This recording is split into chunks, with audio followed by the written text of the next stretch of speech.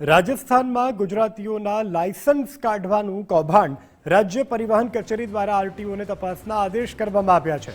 રાજસ્થાનમાં લાયસન્સ કઢાવી અને ગુજરાતનું એડ્રેસ ચેન્જ કરાવતા અમદાવાદ આરટીઓ કચેરી દ્વારા કરવામાં આવી રહી છે તપાસ। એડ્રેસ ચેન્જની અરજીઓ સામે કરવામાં આવી રહી છે હાલ તપાસ। જે અરજી આવેલી હતી જેમાં લર્નિંગ લાયસન્સ ગુજરાતના ઇસ્યુ થયેલા છે અને ડ્રાઇવિંગ ટેસ્ટ રાજસ્થાન ખાતે અમુક અરજદારો દ્વારા આપવામાં આવેલો છે અને ત્યાંથી લાયસન્સ ઇસ્યુ કરેલું છે।